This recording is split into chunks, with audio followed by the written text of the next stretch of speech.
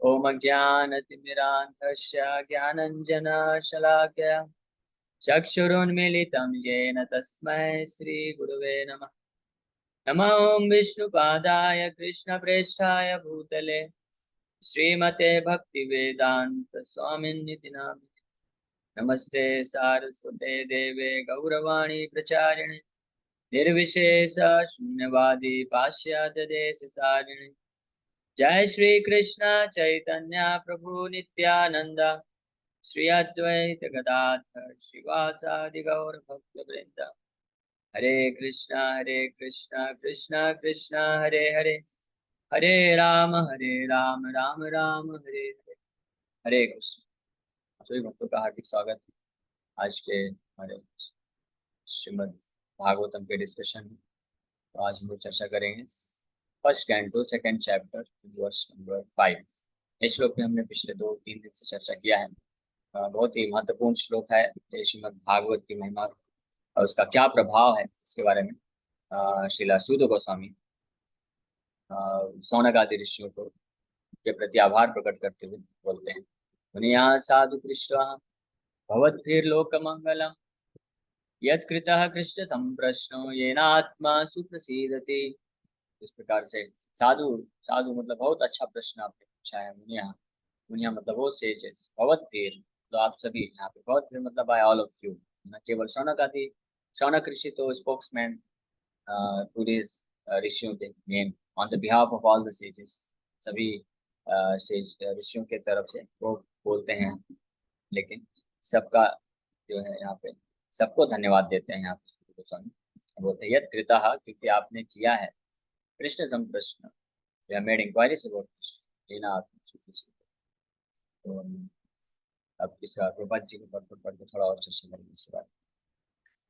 Since it has been stated herein before that in the Bhagavatam the absolute truth is to be known, the questions of the sages of Naimisharanya are proper and just because they pertain to Krishna, who is the Supreme Personality of Godhead, the Absolute Truth. Krishna जो है the Supreme Personality of Godhead, the Absolute Truth. Absolute Truth का मतलब होता है सत्यम परम, परम सत्य है। कृष्ण केवल कोई असाधारण व्यक्ति नहीं है। कृष्ण केवल कोई जो है सुप्रीम पर्सन नहीं है। ऐसा ऐसा नहीं है कि केवल जो है सबसे महान व्यक्ति हैं, या कृष्ण केवल जो है सुप्रीम सुप्रीम मतलब सबसे उच्च ऊपर सबसे उच्च कोटि के व्यक्ति हैं। नहीं, कृष्ण कौन है? The absolute truth. इसलिए भागवत के पहले श्लोक में this is the definition of the supreme Lord Krishna. बाकी ग्रंथों में जो बाकी हम देखते हैं जहाँ पे गॉड करके बोला जाता है, तो गॉड जो है वो पूरी तरह से जो है कृष्ण को नहीं व्याख्या करता है। Krishna is not just God. God का मतलब होता है one who creates maintains and destroys. There are many people, ऐसे बहुत सारे लोग हैं जो बहुत कुछ क्रिएशन करते हैं, मेंटेन करते हैं, डिस्ट्रक्शन करते हैं। तो बट कृष्ण कृष्ण कौन है? परम सत्य है। परम सत्य का आशय क्या है? वेद व्यास जी ने जो पहले श्लोक में इसका वर्णन कर रहे हैं, सत्यम परम धीमहि, मैं उन परम सत्य का आश्रय लेता हूँ, उनका मैं ध्यान करता हूँ। परम सत्य का मतलब होता है कि पूरे सृष्टि में, पूरे जो भी जहाँ पे दृश्य जगत में या अदृश्य जगत में, मैनिफेस्टेड और अनमैनिफेस्टेड जो भी कुछ एग्जिस्ट करता अस्तित्व में है, वो और कुछ नहीं है, कृष्ण का ही विस्तार है, कृष्ण ही है वो। ये है परम सत्य का मतलब। जब हम बोलते हैं कि कृष्ण जो है सुप्रीम पर्सन है, कृष्ण जो है गॉड है, तो इसमें ये प्रतीत होता है कि जितने भी सारे लोग हैं, लिविंग जीवात्माएं हैं या देवी देवता हैं या अन्य ऋषि मुनि, सब लोग हैं, इनमें सबसे ऊपर, सबसे सुप्रीम, सबसे परम कृष्ण है। लेकिन ये कंप्लीट व्याख्या नहीं है, क्योंकि कृष्ण परम तो है ही है, सुप्रीम पर्सन तो है ही है, लेकिन साथ ही साथ में he is the absolute truth. परम सत्य है कहने का मतलब है कि बाकी जितने भी लोग हैं, जीवात्माएं हैं, देवी देवता हैं, जितनी भी सृष्टि है, चाहे वो आध्यात्मिक सृष्टि हो या भौतिक सृष्टि हो, सब कुछ जो है कृष्ण से ही निकलता है और कृष्ण ही उसके स्रोत हैं। वास्तव में कृष्ण ही अपने आप को इस पूरे सृष्टि के रूप में प्रकट करते हैं, लेकिन फिर भी अपना एक इंडिविजुअल सुप्रीम पर्सनालिटी के रूप में अपने आप को बरकरार रखते हैं। That is the meaning of the absolute truth. In the Bhagavad Gita the personality of God it says that in all the Vedas there is nothing but the urge for searching after him, Lord Krishna. Thus, the questions that pertain to Krishna are the sum and substance of all the Vedic inquiries. लेकिन कृष्ण के बारे में जो inquiries होती हैं वो absolute होती हैं, परफेक्ट होती हैं, कंप्लीट होती हैं। वो येन आत्मा सुप्रसिद्धति, उससे जो है आत्मा पूर्ण रूप से संतुष्ट हो जाती है कृष्ण के बारे में इंक्वायरी करने से। अब आज का श्लोक है 6 नंबर श्लोक। ये भी जो है सौनक आदि ऋषि ने जो प्रश्न किया था, अ, पहले 2 प्रश्न उनके ये थे कि पहला प्रश्न उन्होंने किया था कि what is the best means by which common person can become Krishna conscious, है ना, सबसे सरल तरीका क्या है, वो तरीका बताइए शास्त्रों से जिसके कारण कोई साधारण व्यक्ति भी जो है परफेक्शन सिद्धि को प्राप्त कर सकता है। और दूसरा प्रश्न पूछा था एसेंस ऑफ ऑल द वैदिक प्रिपरेशन, यत सारम, सार, पूरे वैदिक शास्त्रों का सार। तो ये दोनों एक ही वस्तु है, लेकिन प्रश्न पूछने के द्वारा शौनक आदि ऋषि एक तरह से उत्तर भी दे रहे हैं। क्या उत्तर दे रहे हैं? वो बोल रहे हैं कि 2 प्रश्न जो पूछे गए वास्तव में इस प्रकार से हैं कि सूत गोस्वामी को पूछ रहे हैं कि आप सारे शास्त्रों का वो सार निचोड़ बताइए जिसको कोई साधारण व्यक्ति भी कर पाएगा और परफेक्शन सिद्धि को हासिल कर लेगा। ये दोनों ही प्रश्न जो है भगवान की शुद्ध भक्ति का गुणगान करने के हेतु ये प्रश्न पूछे गए, इसलिए कृष्ण संप्रश्न, ये कृष्ण के बारे में इंक्वायरी है। इसलिए सूत गोस्वामी पिछले श्लोक में इसका सार क्या है उसका उत्तर दे चुके हैं, और अभी अब बताने जा रहे हैं कि सबसे सही, सबसे बेस्ट मीन्स क्या है जिसके कारण कोई अ, बड़ी आसानी से साधारण व्यक्ति भी सिद्धि को प्राप्त कर सकता है। स वै पुंसां परो धर्मो यतो भक्तिरधोक्षजे अहेतुकीय प्रतिहता ययात्मा सुप्रसिद्धति। Translation: the supreme occupation or dharma for all humanity is that by which men can attain to loving devotional service unto the transcendent Lord. Such devotional service must be unmotivated and uninterrupted to completely satisfy the self. The supreme occupation, उन्होंने पूछा था सौनक आदि ऋषि ने, वो सबसे supreme best कर्तव्य या धर्म आप बताइए जो साधारण व्यक्ति भी पालन करके पूर्ण रूप से जो संतुष्टि को प्राप्त कर सकता है। तो यहाँ पे सूत गोस्वामी उस पहले प्रश्न का उत्तर दे रहे हैं। द सुप्रीम ऑक्यूपेशन या धर्म, धर्म का मतलब क्या होता है? सवई पुंसाम परो धर्म। परो, परो मतलब होता है कि जो सबसे उत्कृष्ट क्वालिटी का है, सबसे गुणवत्ता है, परो, ये यानी कि सर्वश्रेष्ठ है और टॉप मोस्ट है, सुप्रीम है। तो वो ऐसा कौन सा धर्म है सुप्रीम धर्म? लोगों के द्वारा, पुंसाम शब्द सूचित करता है कि in general Mankind, for Mankind, मतलब कोई साधारण से साधारण जीवात्मा के लिए भी जो पॉसिबल हो। सवई पुंसाम परो धर्म, परो धर्म, सुप्रीम धर्म क्या है? तो धर्म के बारे में उन्होंने इंक्वायरी किया था। तो यहाँ पे सुध गोस्वामी उत्तर दे रहे हैं कि वो सबसे परम धर्म है। धर्म का पहले, इसके पहले कि हम लोग इसके बारे में चर्चा करें, हमको थोड़ा चर्चा करना चाहिए कि धर्म का मतलब क्या होता है। धर्म का जनरल सामान्य अर्थ जो लोग समझते हैं कि धर्म मतलब रिलीजन, बट रिलीजन, धर्म का मतलब रिलीजन नहीं होता है। रिलीजन एक अलग ही कॉन्सेप्ट, अलग ही चीज है। धर्म का सही ट्रांसलेशन रिलीजन नहीं किया जा सकता है। रिलीजन को ऑक्सफोर्ड डिक्शनरी में डिफाइन किया गया है अ काइंड ऑफ फेथ, है ना, किसी प्रकार का विश्वास है, उसको रिलीजन करके बोला गया है। बट वास्तव में धर्म is not a kind of faith. जो धर्म है वो किसी प्रकार का बस विश्वास मात्र नहीं है।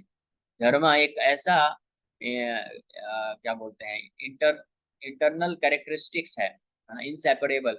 एक धर्म एक वो विशेषता है, वो गुण है किसी जीवात्मा का जो उसके अस्तित्व को बना के रखता है, यानी जिसके ना होने पे वो व्यक्ति नहीं रह पाएगा। उस व्यक्ति का, उस जीवात्मा का कोई मीनिंग नहीं है। जैसे कोई वस्तु होता है, तो जैसे शक्कर है, चीनी है, तो चीनी का मीठापन होना ये उसका धर्म है। अगर चीनी में से आप मिठास को हटा देंगे तो फिर चीनी का कोई अर्थ नहीं निकलता है, वो निरर्थक हो जाता है। जिस प्रकार से पानी, पानी का धर्म है गीला करना। तो अगर पानी में से ये गुणवत्ता हटा देंगे कि गीला नहीं कर पा रहा है तो पानी का कोई अर्थ नहीं। उसी प्रकार से इसको बोलते हैं धर्म। तो हर वस्तु का धर्म होता है, जैसे पानी हो गया, चीनी हो गया, अलग अलग वायु का धर्म होता है, अग्नि का धर्म होता है। अग्नि का धर्म क्या है? अग्नि जलाता है और ऊष्मा प्रदान करता है, ये अग्नि का धर्म। अगर कहीं पे अग्नि प्रज्वलित हो रही है लेकिन आप अग्नि के पास जा रहे हैं और ऊष्मा नहीं मिल रहा, आपको ठंडक मिल रहा है, तो इसका मतलब वो अग्नि नहीं है, कुछ और है। उसी प्रकार से जीवात्मा का भी एक धर्म होता है, उसी को धर्म बोला जाता है। यानी ऐसा कैरेक्टरिस्टिक्स जो उससे हटाया नहीं जा सकता है, उसको बोलते हैं धर्म। और वो धर्म क्या है, वही यहाँ पे वर्णन कर रहे हैं कि वो धर्म मतलब कर्तव्य, ऐसा क्या चीज है जिसको करना ही करना है, जिसको छोड़ा नहीं जा सकता है। धर्म का मतलब ऑक्यूपेशन, ऑक्यूपेशन मतलब कर्तव्य, प्रिस्क्राइब ड्यूटी, जो कि सुनिश्चित किया गया है, जिसको छोड़ने पर व्यक्ति अपराधी हो जाता है, उसको बोलते हैं धर्म। और वो सुप्रीम ऑक्यूपेशन क्या है किसी जीव का, जो असली धर्म क्या है, इस बारे में यहाँ पे जो है जिज्ञासा किया था सौनक आदि ऋषि ने। और सूत गोस्वामी उसका आंसर देते हैं। क्यों ऐसा जिज्ञासा किया था? क्योंकि अनेकों अनेकों शास्त्र हैं, अनेकों अनेकों मुनि हैं, ऋषि हैं, अनेकों अनेकों लोग हैं, जो अलग अलग प्रकार से वर्णन करते हैं कि किसी का धर्म क्या है, क्या करना चाहिए। आप अगर जाएंगे किसी के पास, अलग अलग लोगों के पास जाएंगे कि मुझे क्या करना चाहिए, what is the best thing I can do, सबसे सर्वोत्तम चीज मैं क्या कर सकता हूँ, तो अलग अलग लोग अलग अलग प्रकार का उत्तर देंगे कि आप ये करिए, समाज सेवा करिए, आप लोक कल्याण के लिए करिए, आप धंधा करिए, आप नौकरी करिए, आप इनका सेवा करिए, उसका सेवा करिए, अलग अलग प्रकार के लोग। यहाँ तक कि वैदिक शास्त्रों में भी अलग अलग प्रकार के कर्तव्य धर्मों का वर्णन है। तो सौनक आदि ऋषि ने ये प्रश्न पूछा था कि सबसे सुप्रीम एक्चुअल असली धर्म क्या है, वो बताइए, जिसको करने से ये ना आत्मा सुप्रसिद्धति, जिसको कर लिया अगर कोई व्यक्ति तो पूर्ण रूप से संतुष्टि को प्राप्त कर लेगा, परफेक्शन हासिल कर लेगा, सिद्धि को प्राप्त कर लेगा। उसी के उत्तर पे सूत गोस्वामी इस श्लोक में वर्णन कर रहे हैं कि दैट सुप्रीम ऑक्यूपेशन है ना, वो परम धर्म जो हर व्यक्ति को करना चाहिए। और जो असली धर्म है वो क्या है, वो यतो भक्ति रधोक्षजे, यतो भक्ति रधोक्षजे, जिसका मतलब वो बता रहे हैं कि ऐसा ऑक्यूपेशन, ऐसा कार्य, ऐसा कर्तव्य जिसके कारण कोई भगवान अधोक्षज, कृष्ण का एक नाम है अधोक्षज, इसके बारे में हम चर्चा करेंगे।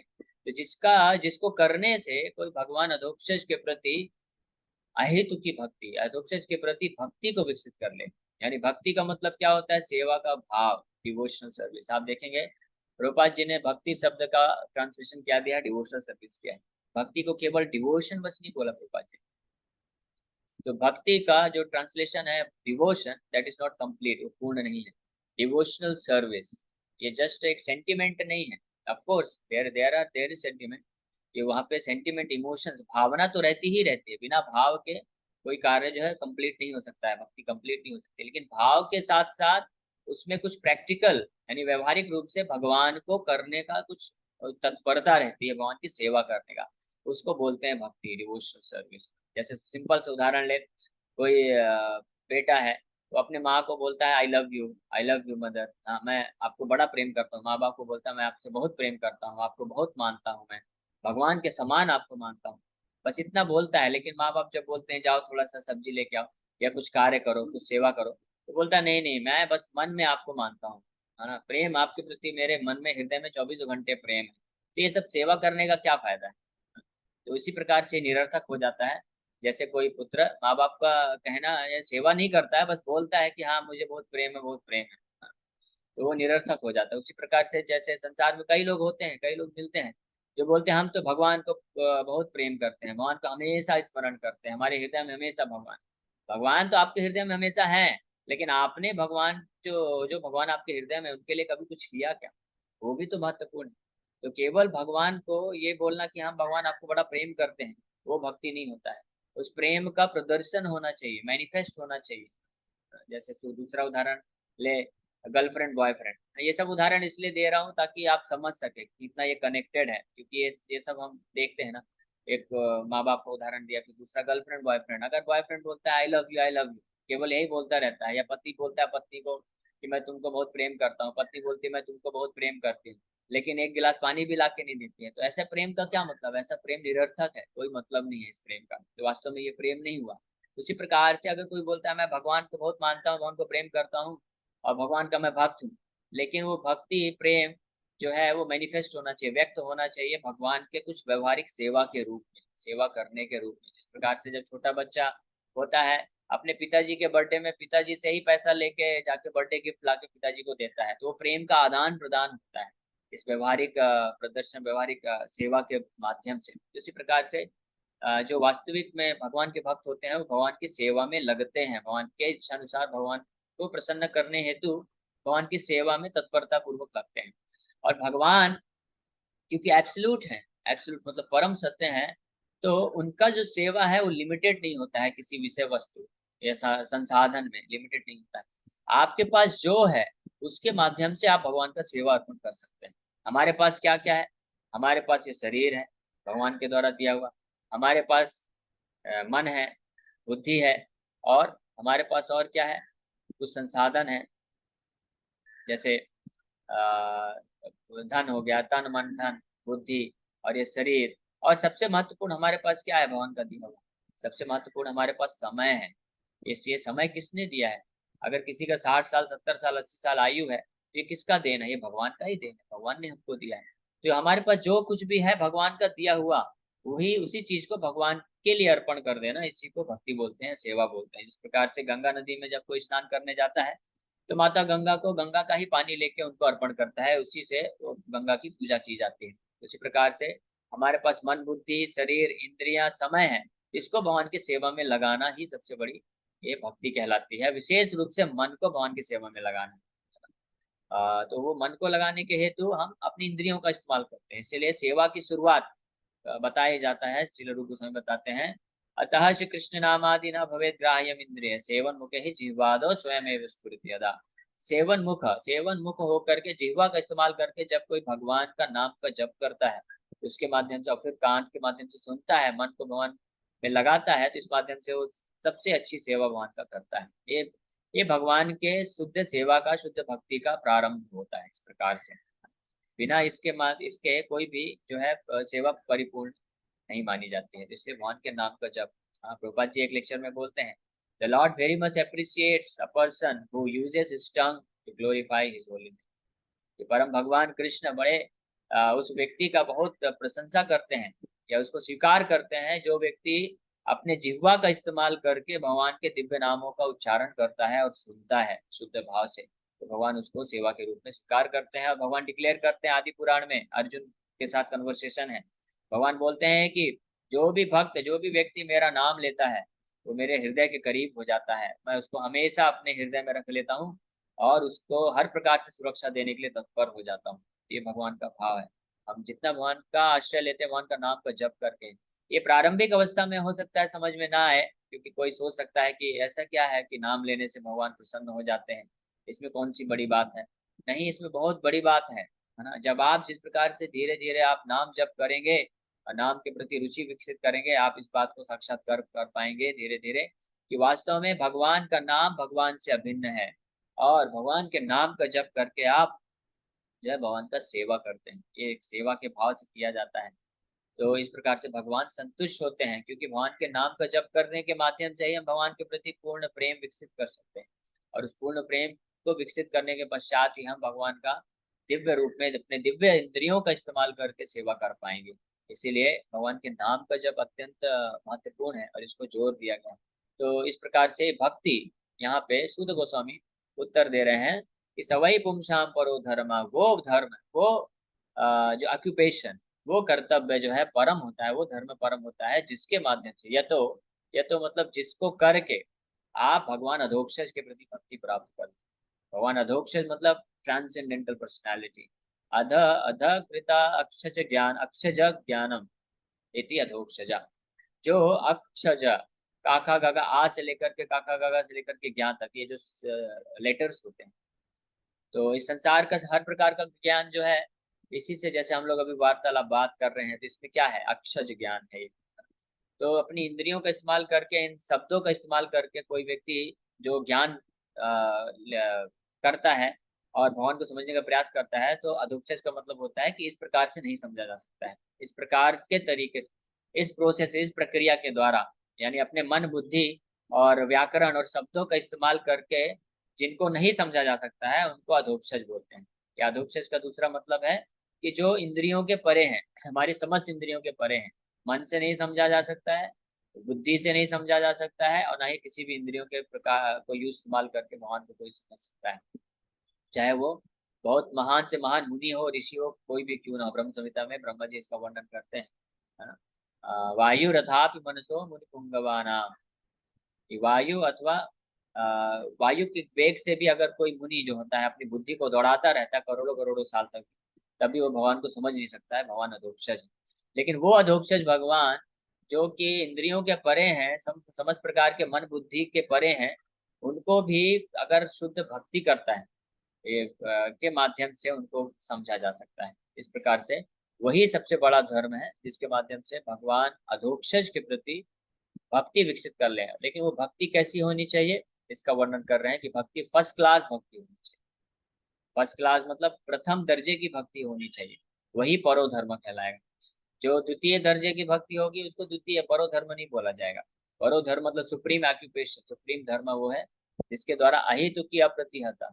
अहेतुकी का मतलब होता है, हेतु मतलब होता है कुछ कारण बने, कुछ कारण के हेतु, कुछ कारण को पूर्ण करने के लिए भगवान का भक्ति करना, सेवा करना, यानी कुछ मन में इच्छा रखते हुए भक्ति करना, उसको बोलते हैं हेतु के साथ भक्ति। अहेतुकी का मतलब होता है बिना किसी हेतु के, बिना किसी मोटिवेशन के, केवल सिंपली आउट ऑफ लव, केवल और केवल प्रेम से, प्रेम होने के कारण। यानी कहने का मतलब है कि अगर कोई व्यक्ति भगवान के प्रति कुछ इस प्रकार का ऑक्यूपेशन यानी साधना करके अगर इस प्रकार की शुद्ध अहेतु की भक्ति विकसित कर लेता है, जिसमें वो भगवान का सेवा केवल भगवान को प्रसन्न करने हेतु बिना किसी इच्छा के कर पाता है, उसी को परोधर्म बोला गया है। और वही सबसे बड़ा कर्तव्य है संसार के हर प्रकार के लोगों के लिए। पुंसाम शब्द सूचित करता है कि फॉर मैन काइंड, सबके लिए, ना केवल ज्ञानी योगी या भक्त के लिए ही बल्कि सबके लिए है। और दूसरा उसका लक्षण है अप्रतिहता। अप्रतिहता का मतलब होता है कि बिना रुकावट के, बिना इंटरप्शन के, बिना रुकावट के, मतलब कि निरंतर। अप्रतिहता का मतलब होता है एवरी मूवमेंट। इसका एक्चुअल मीनिंग है कि हर क्षण, हर क्षण जो है जो भक्त होता है, जो इस प्रकार की परोभक्ति करता है, उसका हर क्षण भगवान की सेवा में शुद्ध भाव में लगा रहता है। उसका मन बुद्धि इंद्रियां या जो भी प्रकार की उसके पास संसाधन है उसका इस्तेमाल करके भगवान की शुद्ध भक्ति में लगता है। इसको बोलते हैं अप्रतिहता। ये स्टेज जो है अनइंटरप्टेड, महाप्रभु जैसे बोले कीर्तन या सदाहरि, इस स्थिति को प्राप्त करना ही जीवन का लक्ष्य है। तो हम प्रारंभिक अवस्था में हम लोग regulative regulative principle of devotion service पालन करते हैं। रेगुलेटिव डिवोशन सर्विस, साधन भक्ति जिसको बोलते हैं। ये साधन भक्ति का प्रयोग को दे करके प्रामाणिक गुरु के आश्रम में रह के जब कोई इसका करता है पालन, तो धीरे धीरे इस अहेतु की अप्रतिहता भक्ति को प्राप्त, इस स्टेज को प्राप्त कर सकता है। साधन भक्ति के स्टेज में फिर कुछ संकल्प दिलाया जाता है, ताकि, क्योंकि अभी हमारा स्टेज ऐसा है नहीं कि हम कीर्तनीय सदाहरि कर सके या अप्रतिहता भक्ति हमारे तरफ से पूर्ण रूप से हो सके। जैसे ब्रजवासी, तो ब्रजवासियों को ऐसा नहीं है कि उनको डेली 16 माला जप करने के लिए बोला जाता है। के लिए 16 माला नहीं है, कोई माला नहीं है, क्योंकि वो 24 घंटे कृष्ण का स्मरण करते हैं। 24 घंटे तन मन धन और इंद्रियों से कृष्ण के सेवा के लिए तत्परता पूर्वक लगे रहते हैं। वो सोते भी हैं तो कृष्ण का ही स्मरण चलता रहता है, तो वो अप्रतिहता होता है। लेकिन इस अप्रतिहता की स्थिति को प्राप्त करने के लिए हम प्रमाणिक गुरु के आश्रय में रह के साधना भक्ति करते हैं, जिसमें हमको धीरे धीरे संकल्प दिया जाता है कि चलो आप कम से कम डेली 16 माला जप करो। 24 घंटे तो अभी नहीं कर सकते हम भगवान का स्मरण, लेकिन 2 घंटे से स्टार्ट करिए। 2 घंटे 16 माला का जप करिए, फिर भागवत और भगवान के बारे में श्रवण करिए, और भगवान का सेवा में लगिए, भगवान के बारे में कुछ कथा करिए। इस प्रकार से हम प्रयास करते हैं धीरे धीरे अप्रतिहता के स्टेज को प्राप्त करने के लिए। और ये संभव है, जितना जो भक्त जितना सीरियस गंभीर होकर इस साधना भक्ति के प्रोसेस को अपनाता है अपने जीवन में, उतनी ही मात्रा में वो धीरे धीरे जो है प्रगति करने लग जाता है। बहुत फास्ट एडवांसमेंट होता है, ऐसा नहीं कि धीरे धीरे मतलब कई करोड़ों जन्म लगेंगे।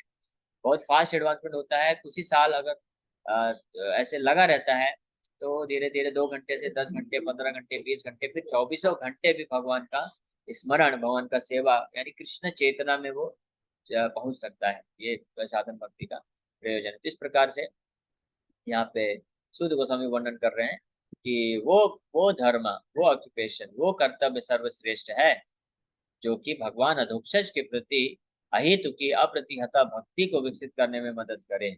और वो करने से क्या हो जाएगा, ययात्मा सुखी, उसको करने से निश्चित रूप में हर एक जीवात्माओं का, हर एक व्यक्ति का जो आत्मा है यानी पूर्ण रूप से उसका मन बुद्धि और अहंकार और आत्मा को जो है पूर्ण रूप से संतुष्ट हो जाएगा और वो पूर्ण दिव्य आनंद को प्राप्त कर सकता है।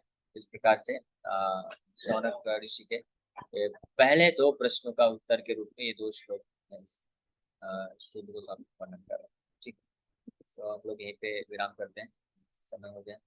तो आप में से किसी भक्त को कोई प्रश्न है तो प्रश्न पूछ सकते हैं। धर्म के रूप में पति को मानते हैं और कर्म के रूप में बेटे को मानते हैं, तो क्या इनको ये मानना सही है, इस प्रकार सेवा करना सही तो है? शायद ये प्रश्न शायद। हाँ, ओके ओके, ठीक है, मैं समझ गया।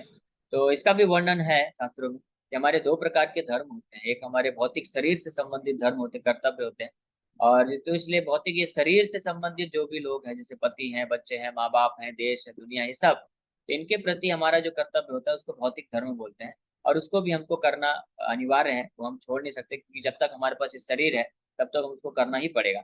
लेकिन सबसे महत्वपूर्ण है आत्मा, जो कि हमारा असली सेल्फ है। हम लोग ये शरीर नहीं है, ये शरीर हमने कुछ समय के लिए धारण किया है। इसलिए जितने समय तक ये शरीर है, तो इस शरीर से संबंधित लोगों का भी हमारे प्रति जिम्मेदारी होता है उनका कर्तव्य करना, तो वो भी धर्म है। लेकिन वो भौतिक धर्म है, टेम्परेरी धर्म है। लेकिन हमारा वास्तविक पहचान है कि हम आत्मा है, और आत्मा भगवान से संबंधित है। आत्मा किसी भी संसार के किसी भी पति से या बच्चे से या माँ बाप से या किसी भी संसार से किसी व्यक्ति से संबंधित नहीं। आत्मा का संबंध किससे है? सनातन रूप से भगवान कृष्ण से संबंधित है। भगवान कृष्ण गीता में इस बात की व्याख्या करते हैं, ममई वांसो जीवलोके जीवभूत सनातन, कि सारे जीवात्माएं मेरे सनातन अंश हैं। इसलिए हमारा भगवान के साथ परमानेंट संबंध होने के कारण आत्मा का भी भगवान के प्रति धर्म है। उसी को परो धर्म बोला गया है, जिसका वर्णन यहाँ पे आज सुखु स्वामी कर रहे हैं। वो परो धर्म है। परो धर्म मतलब सुप्रीम धर्म है। बाकी उसके नीचे भी और भी धर्म है जो कि करना पड़ता है हमको। जब तक ये शरीर है तो वो भी कर सकते हैं, मना नहीं है, लेकिन ये परो धर्म तो निश्चित रूप में करना ही चाहिए। ओके। अच्छा प्रश्न पूछा है बेबी माता जी। उनका प्रश्न है कि अगर हम केवल अपने पति या बच्चों के प्रति ही धर्म को मानते हैं, करते हैं, तो क्या ईश्वर हमसे प्रसन्न नहीं होंगे? तो ये प्रश्न है। तो इसका उत्तर ये है कि निश्चित रूप में हम ये शरीर को धारण किए हुए हैं, तो शरीर से संबंधित पति, माँ बाप, बच्चों के प्रति हम अगर कर्तव्य का पालन करेंगे तो भगवान प्रसन्न होंगे, संतुष्ट होंगे। लेकिन पूर्ण रूप से संतुष्ट नहीं होंगे, क्योंकि केवल अगर हम अगर इस शरीर से संबंधित लोगों का ही ध्यान ख्याल के कर्तव्य करेंगे तो हमारा असली उद्धार नहीं होगा, हम इसी संसार में फंसे रह जाएंगे। तो भगवान ये भी नहीं चाहते हैं कि हम इसी संसार में फंसे रह जाएं। भगवान चाहते हैं कि हम अपने आप, हमारा जो आत्मा यानी हम, हमारा जो भगवान के साथ संबंध है उसको स्टेब्लिश करके, स्थापित करके हम अपने आप को संसार से मुक्त करके भगवान के धाम जा सके, जिसमें जिसको करने से यह आत्मा सुप्रसिद्ध है। इस श्लोक में सूत गोस्वामी बोल रहे हैं, इसी को करने मात्र से हमारी आत्मा पूर्ण रूप से संतुष्ट हो पाएगी, हम पूर्ण रूप से संतुष्टि को प्राप्त कर पाएंगे। इसलिए हमको भगवान के प्रति जो भक्ति है, भजन है, वो करना अनिवार्य है। क्योंकि हम इस शरीर से संबंधित जितने भी लोग हैं उनके प्रति हमारा जो भी धर्म कर्तव्य है, उसको हम कितना भी अच्छे तरीके से क्यों ना कर ले, यह आत्मा सुप्रसिद्धि नहीं होगी, आत्मा पूर्ण रूप से संतुष्ट नहीं होगी। बार बार हमको इस संसार में आके जन्म, मृत्यु, जरा, व्याधि का सामना करना पड़ेगा और इस प्रकार से दुख उठाना पड़ेगा। इसीलिए भगवान का जो परो भक्ति है वो करने के माध्यम से हम अपने आप को संसार से मुक्त कर सकते हैं। बहुत धन्यवाद सब भक्तों क्लास में आने के लिए।